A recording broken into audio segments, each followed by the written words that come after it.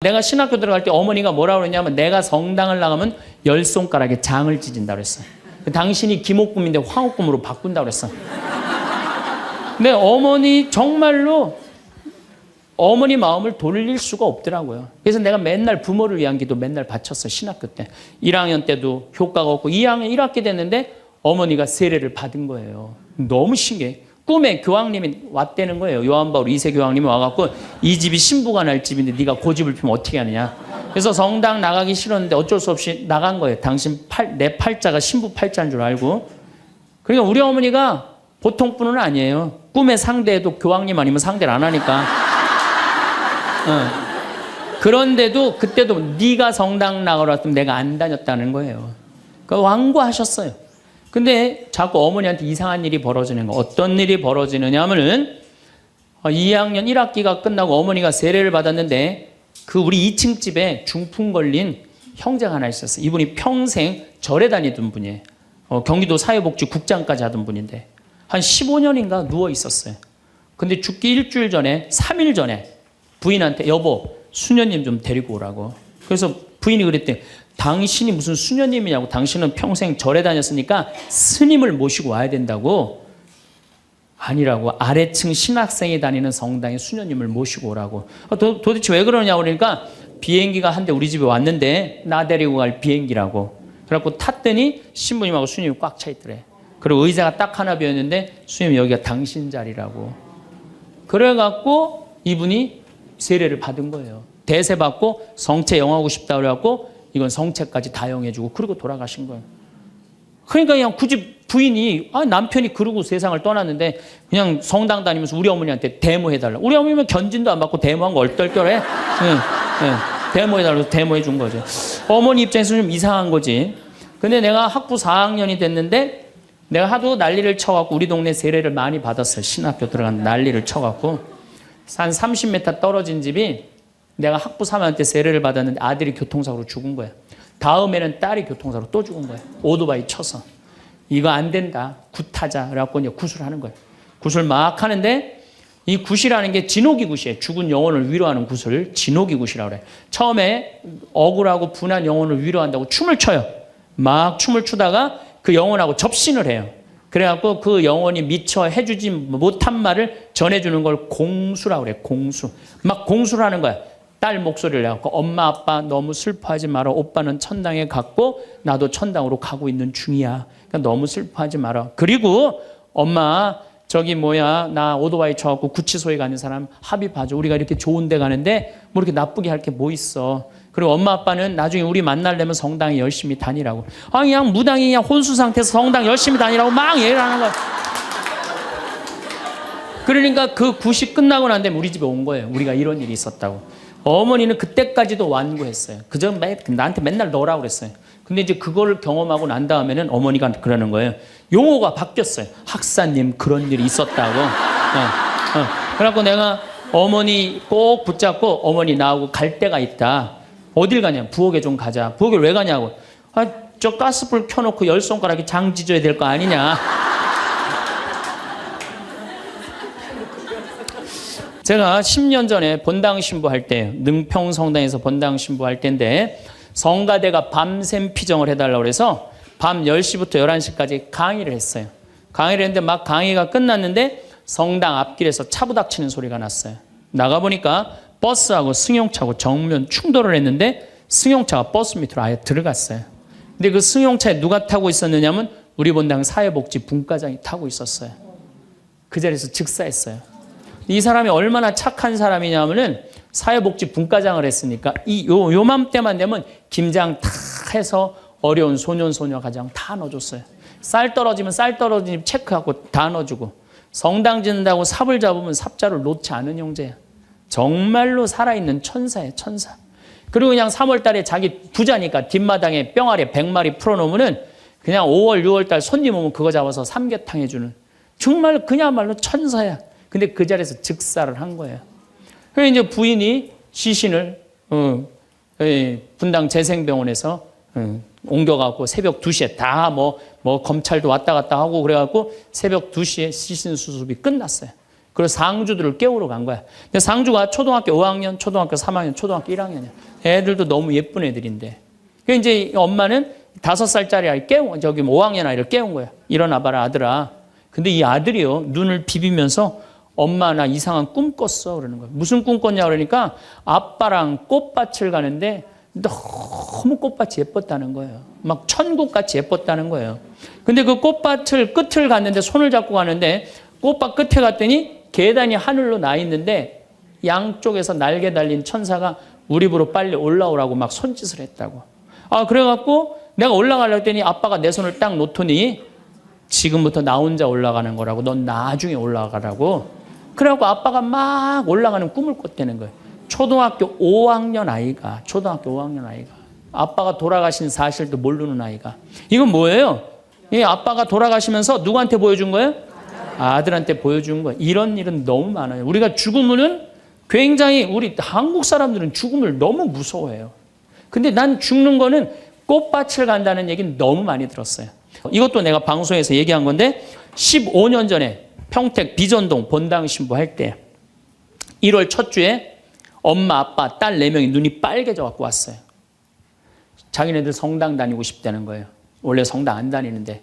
왜 성당 다니려고 그러느냐? 그랬더니 아버지가 살아생전에 하느님이 있긴 뭐가 있느냐. 그 니네들이 예수쟁이들이 니네들 돈 뺏어 먹으려고 천당 지옥 겁주는 거다. 죽으면 끝이다. 평생 그랬대요. 하느님을 믿느니 뭘 믿는다? 내 주먹을 믿는다. 맨날 그랬대요. 근데 이 할아버지가 12월 20일 날 돌아가신 거야. 돌아가셨는데 저승길이 있는 거야. 미치는 거지. 죽었는데 아무것도 없는 줄 알았는데 저승길이 있으니 얼마나 미치겠어요. 그래갖고 저승사자들한테 매달렸대요. 난 돌아가야 된다고. 그래갖고 아버지를 하관을 땅에다 묻는데 관을 두들기더래요. 뚜껑을 열어보니까 이게 진짜 내가 경험한 거예요. 뚜껑을 열어보니까 아버지가 살아 돌아온 거예요. 그러면서 저승 얘기를 해준 거예요. 저승길이 있더라. 너희들 정말로 하느님을 믿어라. 그리고 일주일을 살고 돌아가신 거예요, 할아버지. 그러고 난 다음에 이제 1월 초에 나와갖고 눈이 빨개갖고 성당 나오겠다고. 저는 그런 경험을 너무너무 많이 해요. 우리 여기 생태마을에 암 환자들이 많이 오잖아요. 작년에 글라라라는 자매가 하나 있었어요. 진짜 얼굴도 이쁘고 그냥 천사예요, 천사. 천사인데 폐암이 걸린 거예요. 4년 전에 폐암이 걸려갖고 이 6개월밖에 못 산다 그러는데 여기서 정말로 행복하게 4년을 살았어요. 근데 그냥 남편도 천사, 그냥 아들은 또 서울신학교 다니고 있어요. 지금도. 그 둘째 아들도 천사, 막내딸도 남편 말할 것도 없고. 그런데 하여튼 4년을 살다가 뇌까지 전이가 된 거예요. 근데 나는 우리 집에 암 환자들한테 그런 얘기를 해요. 죽는 거 무서워하지 말아라. 그리고 왜 미리 땡겨서 걱정하냐. 3개월 후 6개월에 죽을 거 지금 걱정하냐. 오늘 즐겁게 살자. 그러다 보니까 4년 5년 살았으면 많이 사는 거죠. 6개월밖에 못 산다고 그랬는데. 그리고 내가 항상 그랬어요. 죽으면 행복한 대로 가는 거다. 맨날 그랬어요, 내가. 살아도 좋고 죽어도 좋고. 근데 이 분이, 이 글라라 자매가 뇌까지 전이된 상태에서 죽은 거예요. 죽었는데 둘째 아들이 참 착해, 그 아들. 엄마 평상시에 죽으면 안 된다고 미리 이게 응급처치를 배운 거야. 엄마 혀가 말려 돌아갔는데 그걸 피고 막 심폐소생술을 하고 살려낸 거야. 그래갖고 이 글라라 자매 살아나서 이제 일산병원에서 내가 만났어. 글라라 자매 그러더라고. 신부님, 내가 정말로 죽음의 여행을 떠나는데 너무 황홀하고 행복했다는 거야. 정말 신부님 말대로 이게 죽는 게 이렇게 황홀하구나. 근데 그냥 아들놈이 살려놓은 거야. 그냥 살려나갔고 그냥 깨보니까 살려. 그래서 한 3개월 정도 혼수 상태로 있다가 세상을 떠났어요. 나는 그분은 천당에 갔다고 확실히 믿습니다. 나는. 내가 미사도 맨날 봉헌하지만은 이미 천국에 가 있어요. 죽는 거는요, 결코 두려운 게 아니에요. 그리고 죽는데 꽃밭을 간다는 사람 난 너무 많이 봤어요. 미국에는 어떤 그 근사체험, 임사체험이라고 그래요. 죽음을 경험한 사람들 2만 명한테 물어본 거. 죽었다 살아 돌아온 사람들 3시간, 5시간 의학적으로는 죽었다 이런 사람들 3시간, 5시간 후에 살아 돌아온 사람들 물어보니까 모두가 공통적으로 뭐라고 그래요? 꽃밭을 간다는, 모두가. 그리고 빛이 있는 대로 빨리 올라간다는 거.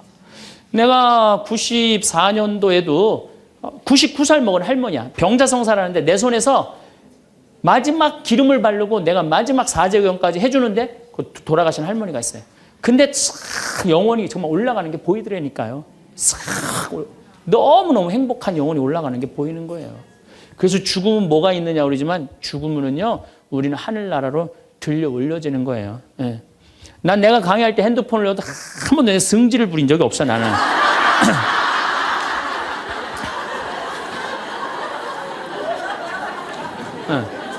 하늘로 싹 불러 올라가는 거예요. 그래서 티베트에는 사자의 서라는 책이 있어요.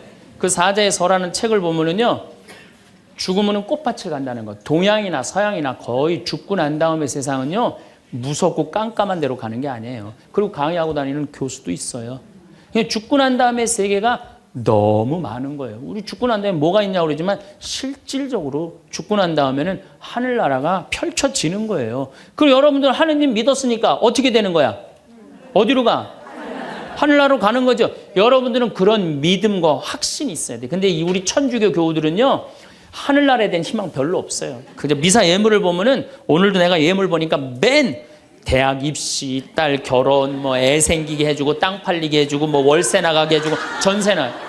그건 미사 예물이 아니에요. 미사는 예수님의 십자가상의 제사를 통해서 우리가 구원의 업적을 쌓는 거예요. 구원의 공로를 나누어 받는 거예요. 그러니까 미사를 드릴 때 내 영혼이 구원받기를 간절하게 예물을 내야 돼. 근데 자기 이름을 쓰고 자기의 구원을 위해서 미사 예물 내는 사람 한 사람도 없어요. 다 자식, 남편, 부모를 위해서야지 자기를 위해서는 안 낸다 이거예요. 내가 언젠가 방송에도 얘기했지만은 성 안셀모 성인이 살아서 자기를 위하여 드리는 미사 한 대는 죽어서 드리는 위령 미사 1000대보다 낫다고 그래. 근데 여러분들은 자기를 위해서 한 번도 안 드리는 거 아니에요. 내가 구원받기를. 여러분들 비오 신부님 1918년서부터 1968년까지 50년 동안 오상받은 비오 신부님 아시죠? 네. 그 비오 신부님 매일 피를 3분의 1컵을 쏟았어요. 의사 3명이서 평생을 감염이 될까 치유가 될까 옆에 붙어 있었는데 아무 소용이 없었어요. 이 비오 신부님은 처음에 너무 고통스러워서 이거 붕대 감고 다녔어. 다른 사람 표시도 안 내려고. 근데 어쩔 수 없이 당신이 표시로 나오는 수밖에 없었죠. 이분은 미사를 보통 2시간, 3시간 드렸어요. 하고 온 많은 사람들이 이분 덕에 성화가 많이 됐죠. 근데 이분이 뭐라고 그래요? 미사야말로 가장 아름다운 구원의 제사라고 그랬어요. 미사를 가장 귀하게 여긴 현대 성인이에요. 그러니까 여러분들 미사처럼 좋은 게 없는 거예요. 그 미사 시간 예수님의 십자가상의 제사를 통해서 내 구원의 은혜를 받는 거야. 근데 우리는 죽고 난 다음에 생각 거의 안 해요. 그냥 살아서 드립다 받고 싶은 거지, 그냥. 살아서. 이것도 내가 뭐 욕심에 욕심. 하늘나라에 대한 희망을 가져야죠. 근데 저는 사제생활 20년 정말 짧은 세월을 살면서 영혼이 있다는 거, 영원이 있다는 거, 귀신이 있다는 거, 연옥이 있다는 거, 이거 확실히 믿습니다. 너무 많이 경험을 해서 그래요. 어쨌든 이거는 내 개인적인 뭐 신앙 체험이라면 내가 공적인 얘기를 좀 할게요. 이제 오늘 성모님 얘기를 좀 해야 될 것 같아. 성모님이 세계 곳곳에서 지금 발현을 하세요. 그중에 아주 공식적인 발현 3가지만 말씀을 드릴게요. 1531년 멕시코 과달루페에 성모님이 발현을 하세요. 1531년 12월 9일 날 발현하세요. 근데 이 12월 9일이 동방교회는 아예 처음부터 원죄 없이 잉태되신 축일이야. 우리는 나중에 지냈는데 동방교회는 처음부터 원죄 없이 잉태되신 성모님 축일이 12월 9일이에요. 그래갖고 이날 이제 이 57살 먹은 요한 디에고라는 인디언이 있었어요. 당시에 1517년, 18년에 스페인 사람들이 멕시코를 점령해요. 그러니까 10년, 15년도 안 된 거예요. 그래갖고 이 사람은 세례를 받았어. 요한 디에고라는 사람은 세례를 받았는데 부인도 죽고 자식도 없는 사람이야. 오로지 그냥 3시간 걸어서 미사 참례 다니는 사람이야. 토요일 날 이제 성당을 간다고 갔는데 테페악이라는 언덕에 딱 올라섰는데 기가 막히 아름다운 음악이 들리고 코를 찌르는 기가 막힌 향내가 나는 거야. 가보니까 너무 아름다운 부인이 서 있는 거야. 성모님이. 성모님이 딱 나타나갖고 요한 디에고, 나는 탄식하는 이들의 위로의 어머니고 도움을 청하는 이의 어머니다. 나의 사랑을, 하느님의 구원을 온 세상에 전하기 위해서 이 언덕에 성당을 지라고 주마라가 주교한테 가서 얘기를 해라. 당시에 스페인 1대 주교가 와 있었어요. 주교한테 가서 얘기를 하라는 거야. 요한 디에고는 성모님을 너무 명명백백하게 봤기 때문에 의심하지 않고 주교관을 쫓아가요. 근데 이게 멕시코 사람이야. 완전히 까만 인디아냐. 그런데 주교관에 딱 갔더니 입구에서부터 못 들어오게 막는 거예요. 문지기들이 어딜 들어오느냐고. 아니 난 꼭 가야 된다고. 나 좀 들여다 보내달라고. 그래갖고 그냥 문지기들이 왔다 갔더니 주교님 뭐냐 그러니까 아니 주교님 만나러 왔다고 들여보내라고. 그랬더니 요한 디에고가 내가 성모님을 만났는데 성모님께서 주교님한테 그 테페하게라는 산에다가 성당을 지나라고 전해주라고 그랬다고. 여러분들이 지금 남산을 가는데 남산 꼭대기 가는데 성모님이 딱 나타났어요. 너무 아름다운 모습으로. 마리아, 데레사 이렇게 합시다. 데레사, 너 우리 추기경님한테 가갖고 이 나의 사랑을 온 세상에 대한민국에 전하기 위해서 남산 꼭대기에 성당을 지라고 가서 전해라. 분명히 성모님을 봤어요. 그래갖고 여러분들이 이제 명동에 가갖고 추기경님한테 내가 성모님을 만났는데 남산 꼭대기에다 성당을 지라고 그랬다고. 그럼 추기경님 아유 잘 알겠습니다. 그리고 짓겠습니다. 그럴 것 같아요? 명동에 가면 이 약간 정신 나간 여자 3명 있어요. 4번째 등극하는 거 4번째. 성모님 본 사람들 다 처음에 무슨 대접받아요? 다 미친 사람 대접받아. 다. 그러니까 주교님이 뭐라고 그러냐면은 이상한 소리 하지 말아라. 가라 그래요. 네가 정말이라면 나중에 얘기하자 그래요. 그래갖고 성모님이 내가 기다리고 있겠다고 그래. 그래갖고 다시 태평이라는 산에 가요. 성모님한테 그래요. 성모님 전했느냐? 성모님 얘기를 전하긴 전했는데 주교님이 안 믿는 것 같다고. 그랬더니 성모님이 뭐라고 그러냐면은 그렇다면 내일 가서 또 전해라 그래요. 난 참 성모님도 답답해요. 아니 그게 그렇게 중요하면 당신이 가서 얘기하면 될 거 아니야. 왜 그 저기 뭐 57살 먹은 보면은 벨라데타 그다음에 루시아 다 똑같아. 제대로 배우지도 못하고 가난한 사람한테 나타나고 꼭 힘들게 해. 그래서 내가 기도 때 한번 따졌어요. 성모님. 아니 나타내려면 신부나 주교나 뭐 이런 사람한테 나타나갖고 확실하게 하지 왜 그렇게 사람들이 힘들게 하느냐고 그랬더니 성모님이 하느님의 영광은 어린아이, 순수한, 미천한 사람을 통해서 드러나는 것이다. 그러시더라고요. 그래서 그건 이제 앞으로 안 따지기로 했어 내가. 그래갖고 이 요한 디에고는 다음 날 주교님을 또 찾아가요. 또 문지기들이 모욕을 주죠. 이런 무식한 원주민 인디안이 어디 감히 주교를 만나느냐고. 그래도 이 요한 디에고는 애절하게 주교님을 만나자고 원해요. 하도 그러니까 어쩔 수 없이 주교님을 만나게 해줘요. 그러니까 주교님이 이틀째 연속 오니까 그래? 만약에 네가 정말로 성모님을 봤다면 증표를 갖고 와라 그래. 증표를. 내가 갖고 올 수 있다고. 성모님 분명히 봤으니까. 12월 10일 날.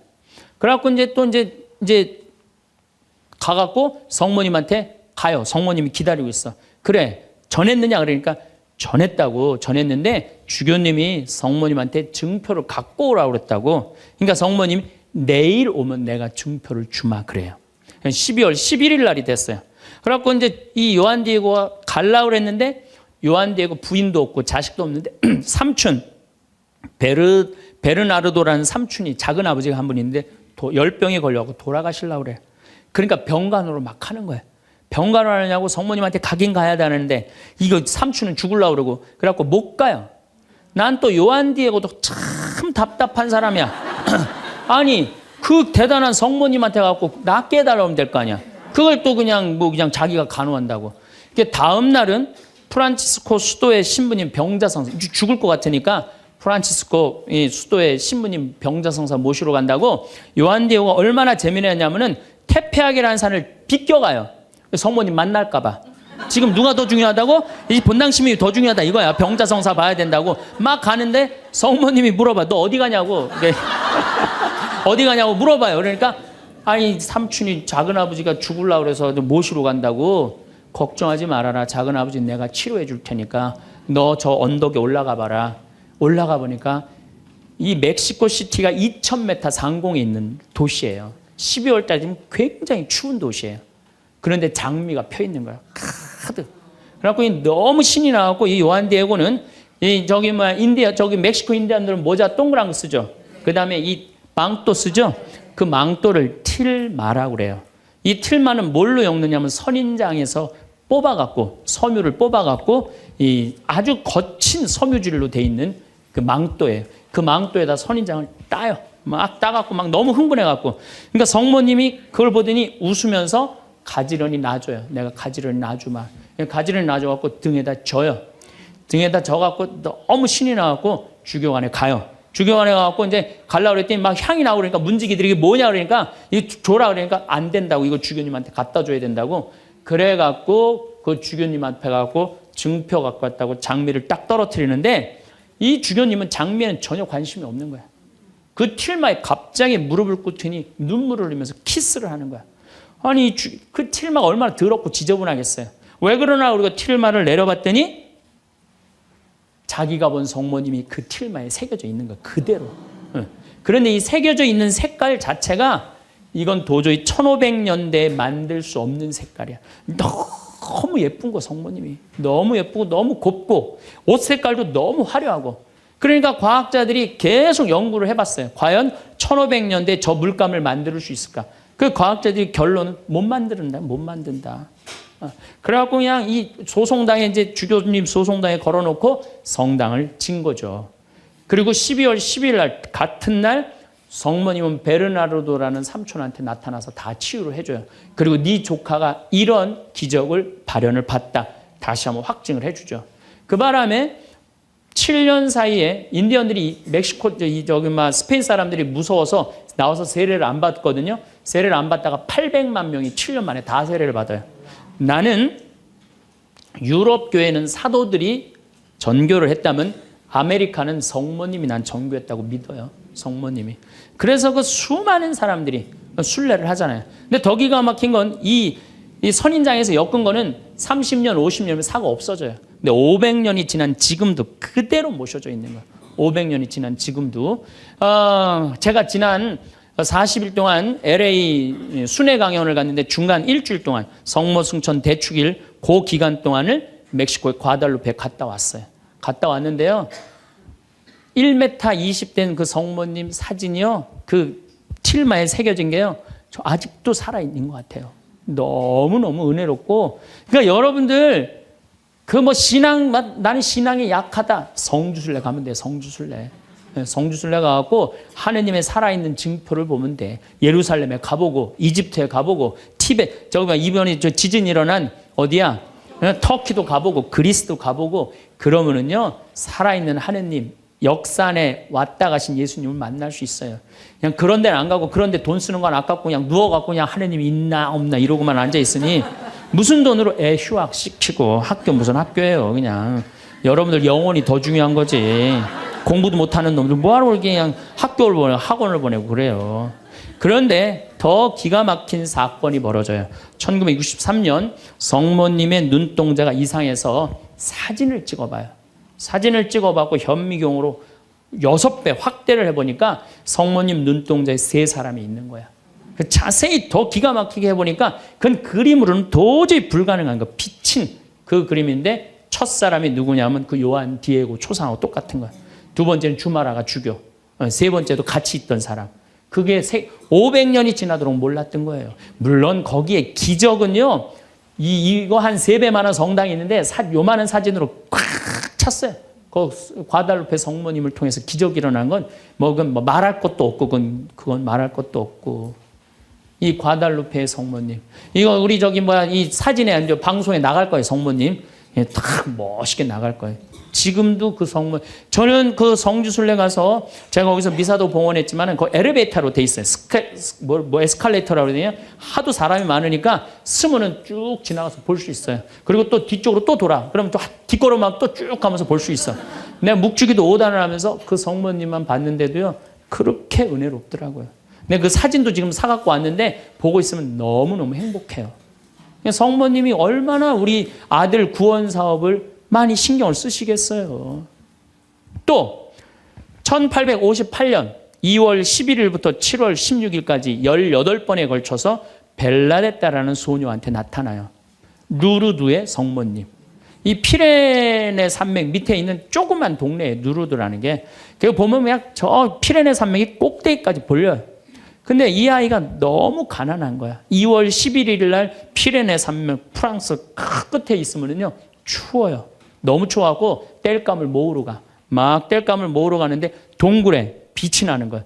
부인이 보이는 거예요. 너무 아름다운 마담이 보이는 거야. 너 나한테 계속 올 수 있느냐? 네, 마담. 처음에 이름을 밝히지 않아요. 그리고 이 벨라데타도 14살 난 아이도 마담이라고 그래. 근데 동생한테 얘기를 해요. 야, 너 비밀 지켜야 된다.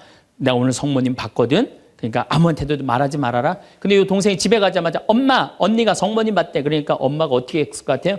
귀싸대기를 때려요. 그걸 쓸데없는 소리 하지 말라고. 그러니까 성모님 보고 되게 많이 맞아요, 보면은. 많이 맞아.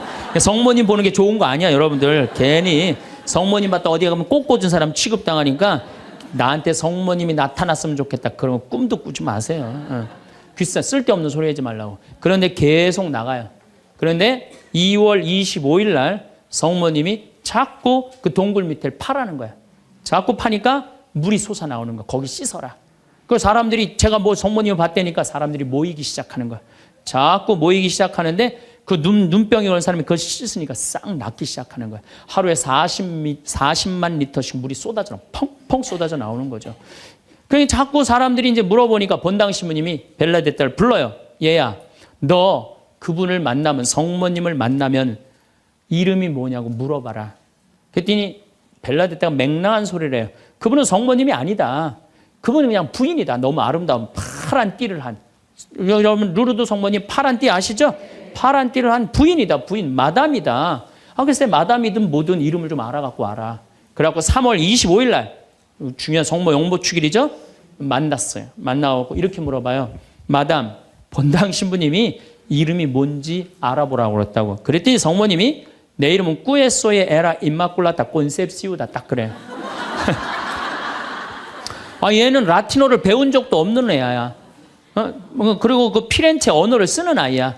라틴어를 배운 적도 없는 아이인데 성모님이 꾸에소의 에라 임마꿀라타 콘셉시우 이러니까 그거 안 까먹으려고 막 입술로 막 되네요. 꾸에소의 에라 임마꿀라타 콘셉시우. 그래갖고 본당 신부 문을 확 열면서 이름 알아왔다고. 뭐라고 그러느냐? 꾸에소의 에라 임마꿀라타 콘셉시우랍니다. 그랬더니 본당 신부 너 그 무슨 뜻인지 어떻게 아느냐? 그랬더니 벨라데타가 뭐라 그러냐면 난 무슨 뜻인지 나 안 잊어먹으려고 이거 외우느냐고 죽을 뻔했다고. 정말로 그래요. 정말로. 너무 힘들었다고. 그래갖고 본당 신부한테 얘기를 했는데 깜짝 놀라는 거 본당 신부가. 왜 놀라느냐면 그게 무슨 뜻이냐면은 라틴어인데 임마꿀라타가 깨끗하다라는 뜻이야. 콘셉시오라는 게 임신했다라는 거. 원죄 없이 잉태된 교리가 1854년에 반포가 돼요. 4년 전에 교황청에서. 그런데 성모님은 항상 당신에 대한 교리가 반포되면 발현을 통해서 꼭 알려줘요. 확증을 시켜주는 거죠. 그러니까 이게 발현인가 보다.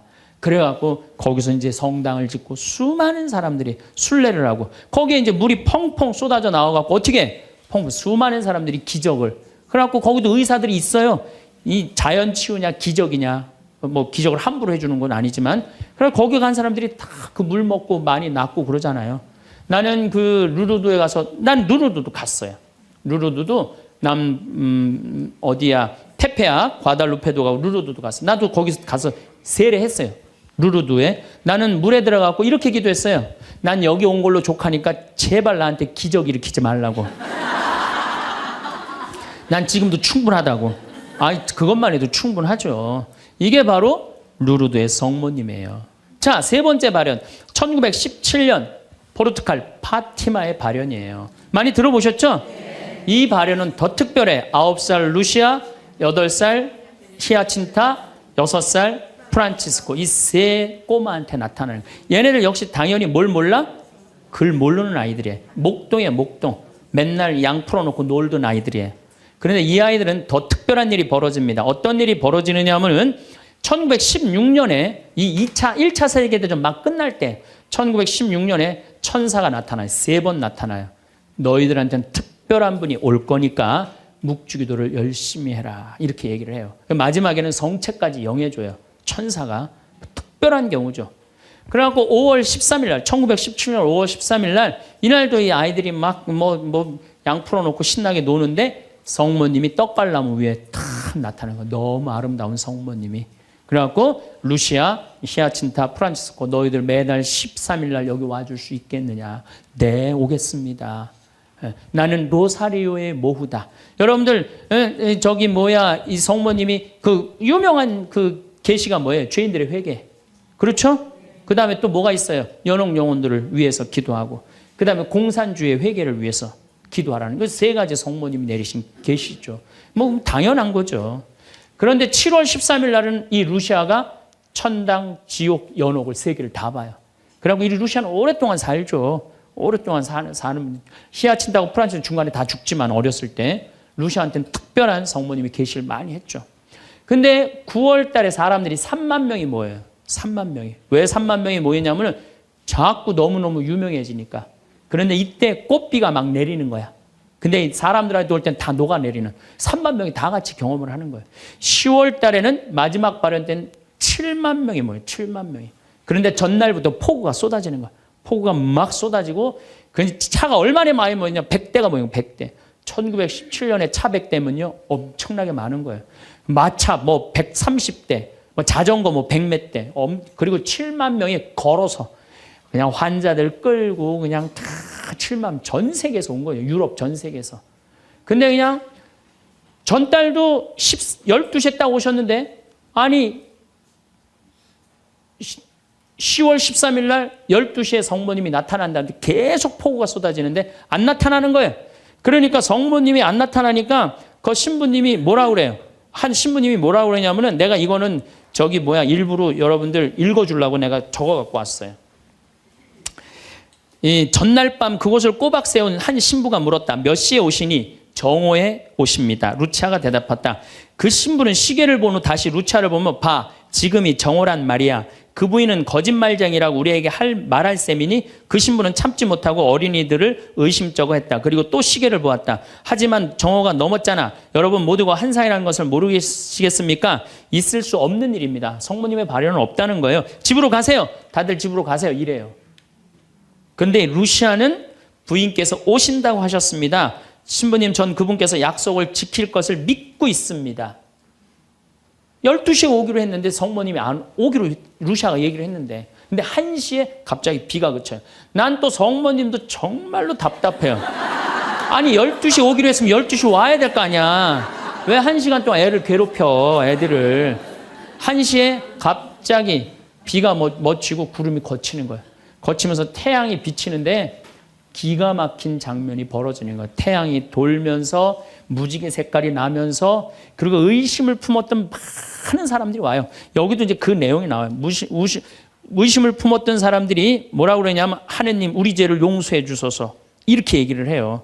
왜 그러느냐면은 무신론자, 회의론자들이 와갖고 왜 이 공포에 질려서 그러냐면 태양이 돌면서 그 뜨거운 태양이 땅으로 떨어지는 거. 너무 뜨거워갖고 이 사람들이 이게 마지막 심판인가 보다. 공포에 질린 거지. 7만 명이. 그래갖고 막 울면서 막 살려달라고 그러고 그냥 우리를 좀 제발 용서해달라고 그렇게 15분 동안 태양이 온갖 조화를 비추고 딱 제자리에 돌아갔는데 더 놀라운 건 그 7만 명 모두가 이틀 동안 비가 젖었는데 다 비가 말랐고 30cm 진흙이 깨끗하게 꾸들꾸들해진 거예요.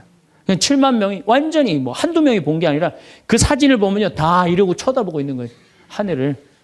이게 바로 파티마의 성모님이에요. 이렇게 아니 온 세상에 하느님의 현존하심이 명명백백한데 그런 난 파티마는 내년 2월 달에 또 성주순례 가요. 나는 돈 생기면 무조건 성주순례 가자. 이게 내 신조예요. 네, 네. 이제 파티마에 갈 거예요. 여러분들도 성지 다니세요. 예루살렘도 가시고 제발. 아니 개신교 다니는 분들은 어떻게 해서든지 돈 모아서 개 모아서 가는데 천주교들은 안 가. 우리 하늘나라에 대한 희망이 없어서 그래요. 어떻게 해서든 이 세상에서 복 받으려고 돈 조금 쓰는 거 아까운 거야. 내가 첫날 말했죠. 돈은 쓴 것만 내 돈이에요. 여러분들 아껴봤자 아무 소용 없어요. 그것도 성주순례 가기 위해서 어떻게 쓰셔요. 네. 자, 그렇다면은 아직도 나는 의심이 간다. 그렇다면 내가 가장 확실한 증거를 하나 댈게요. 그게 뭐냐면 예수님이에요. 예수님. 예수님이라는 분이 2000년 전에 이 세상에 왔다 가셨어요. 아니 그분이 안 왔다 갔다 하면 베드로라는 존재가 탄생했겠어요? 안 탄생했겠어요? 베드로라는 사람은 탄생할 수가 없어요. 베드로, 2대 교황 리노, 3대 교황 클레토, 4대 교황 클레멘스, 알렉산더, 식스토 이래갖고 지금 교황이 265대예요. 2000년 동안 한 번도 끊어지지 않고 그 전승이 내려온 거예요. 예수님의 살아있는 모습을 보고, 근데 베드로라는 인물이요, 어떤 인물이냐면은 어부였어요. 그 갈릴레 호수의 어부였어요. 그 사나이 중에 사나이였어. 남자 중에 남자였어요. 예수님 정말로 지켰던 사람이에요. 마지막에 배신 좀 해서 그렇지. 예. 그런데 마지막에 예수님을 배신합니다. 정말로. 왜냐하면 그 스승이 그렇게 허망하게 죽을 줄은 꿈에도 몰랐거든. 그래갖고 배신하고 도망가 버려요. 예. 그런데 부활했다는 거야. 그래도 안 믿어요. 그래도 안 믿고 어떻게 갈릴레 호수 가고 물고기를 잡아요. 근데 또 나타난 거야. 미치는 거지, 베드로는. 아니 그냥 죽었으면 한 일주일이나 한 달 후에 나타나면 얼마나 좋아. 계속 3일 만에 계속 나타나네. 그러니까 물속에 뛰어들고. 그리고 40일 동안 예수님하고 생활하면서 이 사람의 인생은 완전히 바뀌어요. 어떻게 바뀌느냐. 베드로가요, 대단한 말 하지 않아요. 돌아다니면서 내가 예수님을 만났는데 이 예수님이 십자가에 못 박혀서 처참하게 돌아가셨는데 3일 만에 부활하셨다. 자, 내 예를 들면 좀 그렇고, 여러분들 만약에 본당 신부님이 죽었는데 3일 만에 다시 살아났어. 완전히 땅까지 다 묻어놨는데 3일 만에 주일날 딱 나타나갖고 나하고 같이 밥 먹자 그러고 강론을 했어. 여러분들 주에 나가갖고 우리 신부님 죽었는데 3일 만에 살아나왔다고 얘기할 것 같아, 안 할 것 같아요? 아마 온 세상 돌아다니면서 얘기할 거예요. 그렇죠? 그 경험이 베드로한테 있었던 거예요. 그 예수님을 40일 동안 보고 가만히 있을 수가 없었던 거야. 이젠 죽음도 불사하는 거지. 그 12제자가 다 같이 경험한 제자 11제자가 온 세상을 돌아다니면서 그걸 전한 거예요. 그 전한 게 지금까지 우리한테 내려온 거야. 그러면 이 성서, 그 사람들이 이제 베드로가 전한 얘기를 적어갖고 성서 안에 예수님을 써놓은 거예요. 우리가 성서에 예수님이 한 말씀은 살아 움직이는 그분의 2000년 전의 현존이야, 현존. 그것만 읽어도 가슴이 아마 미어 터질 것 같아요. 근데 그냥 성서도 안 읽고 성지순례도 안 읽고 그냥 맨날 천장에 누워갖고 예수님 있는 거야 없는 거 이러고 의심을 하고 앉아있으니 이게 얼마나 한심한 유혹에 얼마든지 빠질 수 있어요. 자, 그랬더니 이제 여러분들 이제 오늘 이제 신앙심이 생겼어. 좀 생겼어요? 네. 그래, 맞아, 생겼어. 이제 하느님은 확실히 계신 거야. 성모님도 있고 예수님도 있고. 오늘은 굳건한 마음으로 믿음으로 돌아갔어. 오늘 잘 때요, 악마가 와서 뭐라고 그럴 것 같아요? 야, 그거 신부님 그거 개인적인 얘기지. 그거 아니야. 있긴 뭐가 있어. 없어. 계속 끊임없이 유혹받아요. 그렇다면 우리가 이 유혹에 안 빠지려면은 어떻게 해야 되느냐? 유혹에 안 빠지려면은요, 끊임없이 기도해야 돼. 그렇죠? 네. 그 다음에 항상 기뻐해야 돼. 신앙인의 기본은 뭐예요? 항상 기쁜 거예요. 기쁜 사람은요, 유혹에 안 빠져요. 왜? 이 기쁜 사람은요, 욕심이 없어요.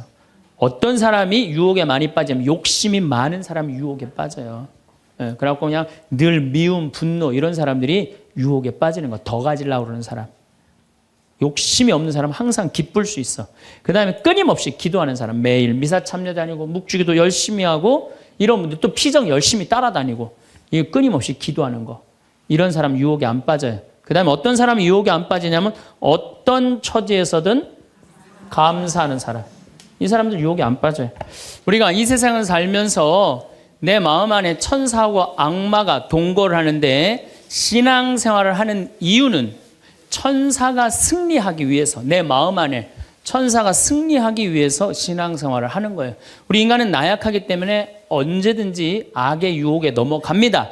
그러니까 예수님이 맨 마지막 주의 기도 바칠 때 악에서 구하소서 그러죠? 예, 우리가 악에서, 오죽하면 예수님 맨 마지막에 그 기도를 했겠어요. 이 세상에 살아가면서 악의 유혹에 넘어가지 않을 사람은 한 사람도 없어. 매일 우리는 그 유혹에 넘어가요. 그 유혹을 물리칠 수 있는 능력이 바로 신앙생활이에요.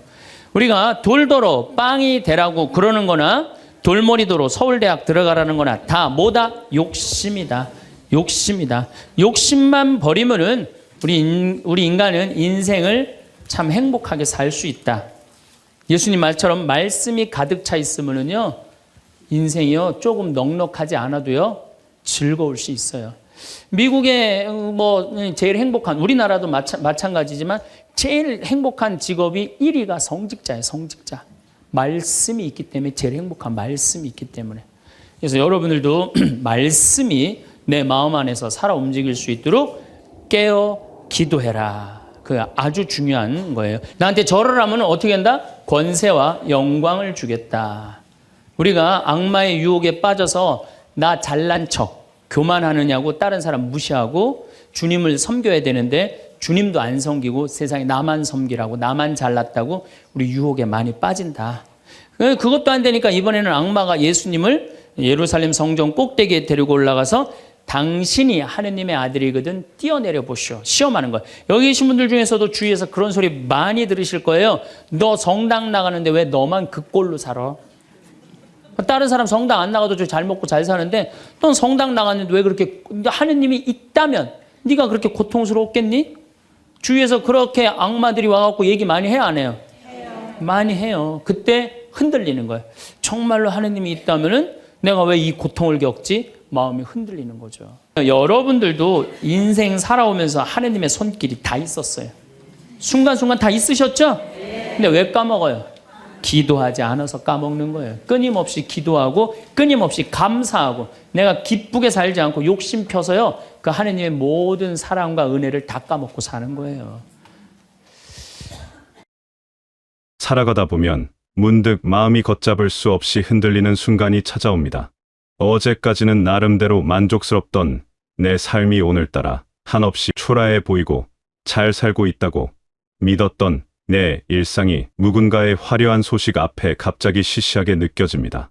나보다 조금 더 나아 보이는 사람 혹은 나보다 조금 더 앞서가는 듯한 사람 앞에서 이유 모를 위축감이 들고 뒤처지는 것 같은 불안에 잠을 설치기도 합니다. 누구에게나 언제든 예고 없이 불쑥 찾아오는 지극히 인간적인 감정입니다. 그러니 흔들리는 것 자체를 잘못이라 탓하거나 자책할 필요는 없습니다. 다만 우리가 깊이 주목하고 경계해야 할 것은 도대체 이 불행한 마음이 어디서 발원하는가 하는 점입니다. 그 불안과 열등감의 뿌리를 집요하게 따라가다 보면 우리는 결국 비교라는 날카로운 가시를 마주하게 됩니다. 모든 괴로움의 시작점에는 타인을 겪는지라는 비교가 웅크리고 있습니다. 비교는 마음에 보이지 않는 거대한 빈자리를 만듭니다. 처음에는 저 사람은 참 좋겠다는 단순하고 순수한 부러움으로 시작합니다. 하지만 비교라는 것은 살아있는 독초와 같아서 시선을 밖으로 돌릴수록 무섭게 자라납니다. 비교하면 할수록 내 마음의 결핍은 커집니다. 비교가 깊어질수록 우리가 느끼는 만족감은 점점 더 멀어집니다. 어제의 나보다 성장했다면 기뻐야 마땅한데 옆 사람보다 못하다는 이유로 그 성장은 실패로 규정됩니다. 스스로를 지옥으로 밀어넣는 가장 확실한 방법은 바로 끊임없이 남과 나를 비교하는 것입니다. 비교의 본질을 조금 더 깊이 들여다보면 그 기저에는 두려움이라는 감정이 있음을 알게 됩니다. 남들만큼 살지 않으면 무시당할까 봐 두렵고 세상이 정해놓은 평균이라는 기준에서 벗어나면 도태될까 봐 불안합니다. 더 많이 가지면 안전할 것 같고 더 유명해지면 외롭지 않을 것 같습니다. 하지만 이것은 거대한 착각입니다. 비교로 쌓아 올린 자존심은 모래성처럼 위태롭습니다. 남을 이겨서 얻은 우월감은 결코 진정한 평안을 주지 못합니다. 나보다 못한 사람을 보며 안도하는 것은 비겁한 위안일 뿐이며 나보다 잘난 사람 앞에서는 금세 비참해지기 때문입니다.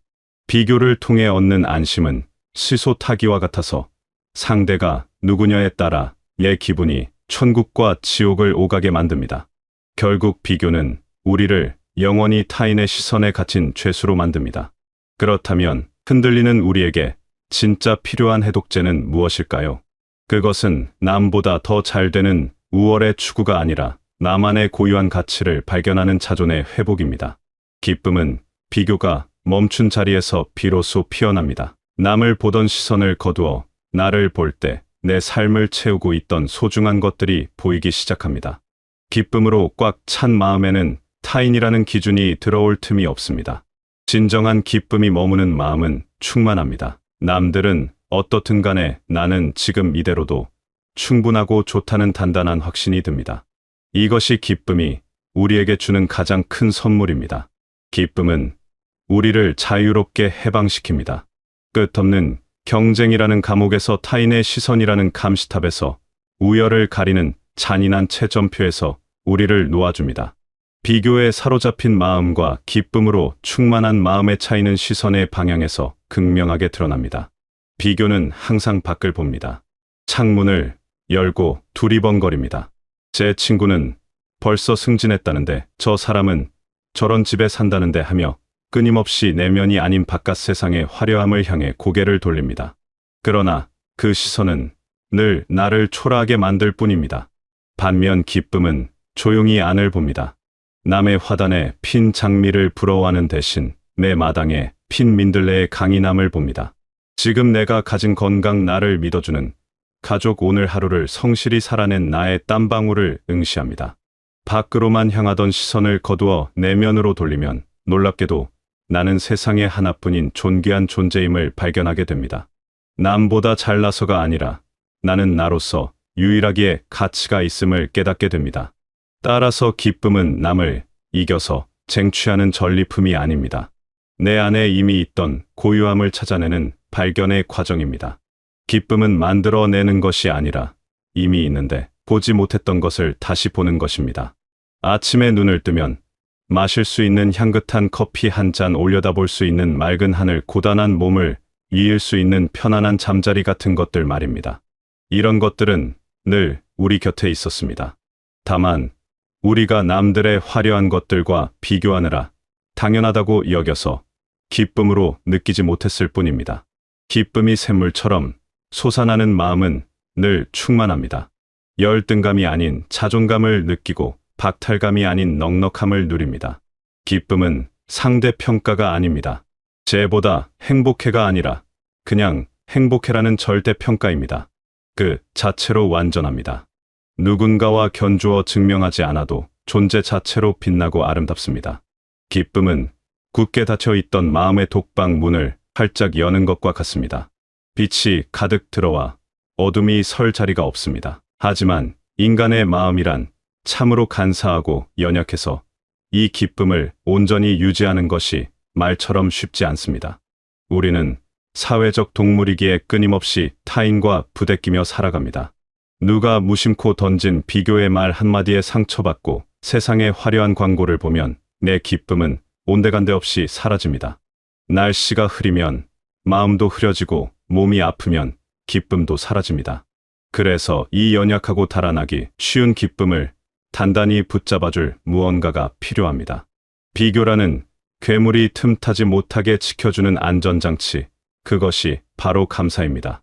감사는 기쁨을 보호하는 튼튼한 방패이자 울타리입니다. 또한 감사는 비교의 사슬을 끊어내는 가장 강력한 가위입니다. 감사가 마음에 자리 잡으면 신기하게도 타인의 삶이 더 이상 내 행복의 기준이 되지 않습니다. 전에는 왜 나는 저게 없지라고 불평하던 것들이 이제는 나에게는 이것이 있구나라는 안도로 바뀝니다.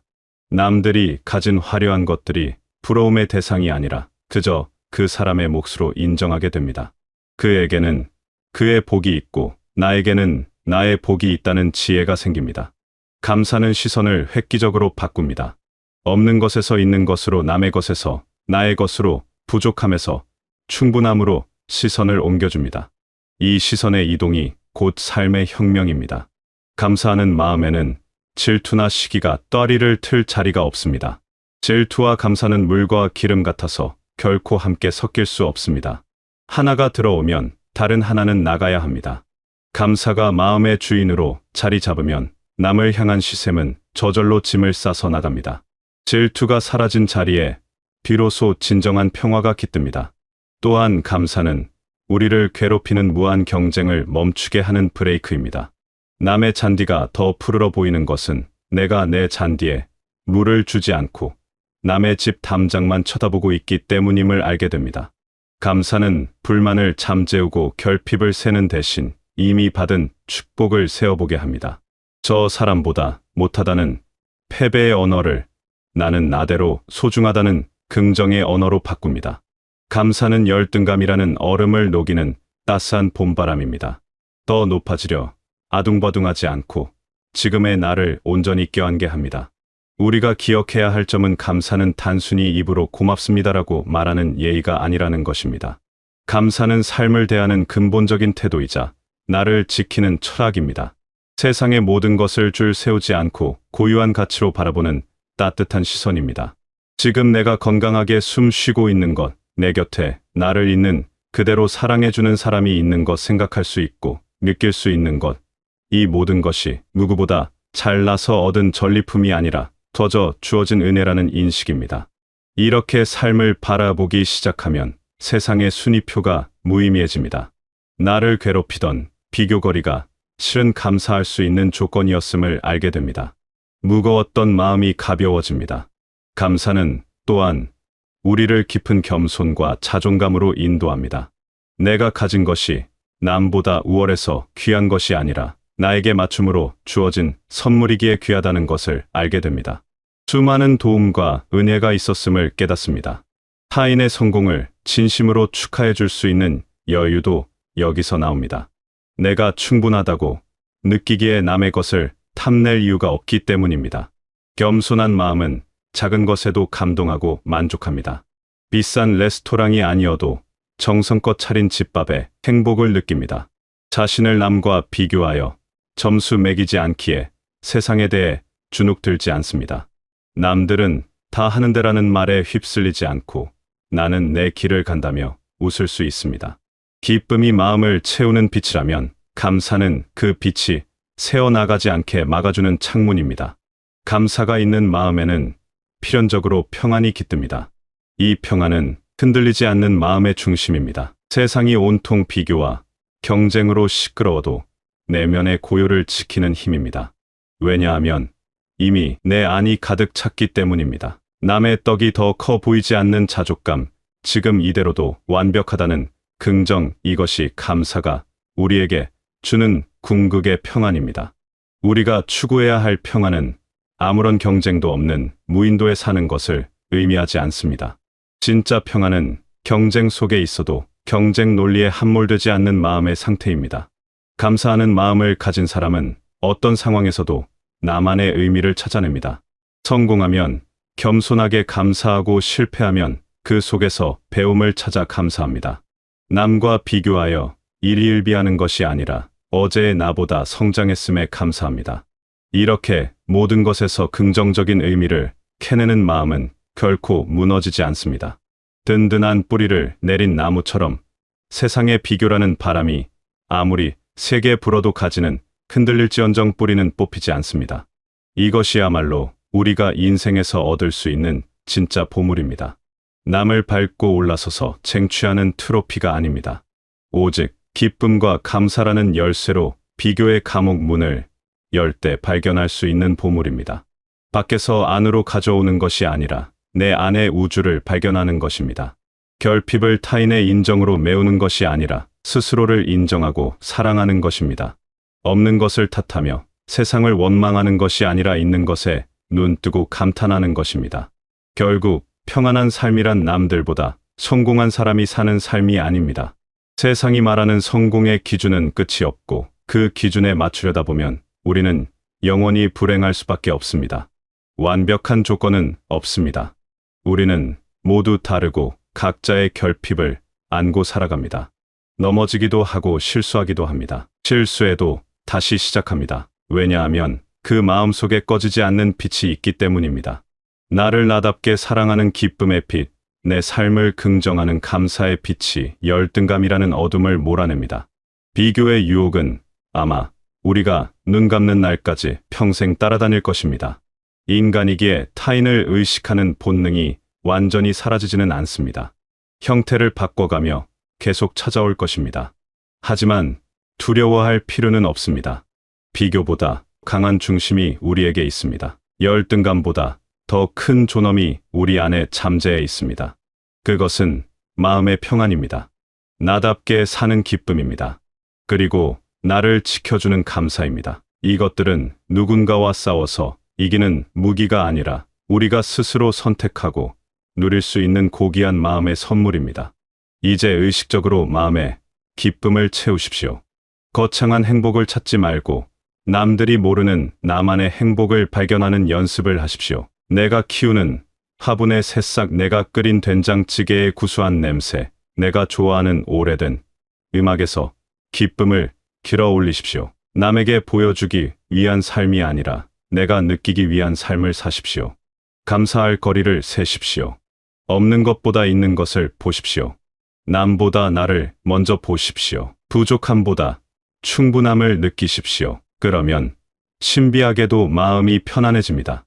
비교는 저절로 줄어듭니다. 마음의 맑은 평안이 찾아옵니다. 이 평안은 세상이 줄 수 없는 평안입니다. 환경이 바뀌어도 흔들리지 않는 평안입니다. 누가 빼앗을 수 없는 평안입니다. 이것이 진짜 자유입니다. 기쁨과 감사로 매일을 살아가십시오. 아침에 눈을 뜨면 제일 먼저 하루를 시작할 수 있음에 감사하십시오. 밤에 잠들 때는 하루를 무사히 마칠 수 있음에 기뻐하십시오. 작은 일상에서 의미를 찾으십시오. 평범한 순간에서 행복을 느끼십시오. 그러면 여러분의 삶은 평안한 삶이 될 것입니다. 비교에 끌려다니지 않는 삶이 될 것입니다. 자유롭고 충만한 삶이 될 것입니다. 여러분은 이미 충분히 가지고 있습니다. 이미 충분히 누리고 있습니다. 다만 그것을 보지 못했을 뿐입니다. 감사의 눈으로 다시 보십시오. 기쁨의 마음으로 다시 느끼십시오. 그러면 여러분의 삶이 얼마나 풍성한지 알게 될 것입니다. 하루하루가 선물임을 깨닫게 될 것입니다. 평범한 일상이 얼마나 귀한지 느끼게 될 것입니다. 지금 이 순간 여러분에게 주어진 모든 것에 감사하십시오. 크든 작든 많든 적든 모든 것에 감사하십시오. 그 감사가 여러분의 마음을 밝히고 기쁨이 여러분의 하루를 채우며 평안이 여러분의 삶을 지켜주시길 바라겠습니다.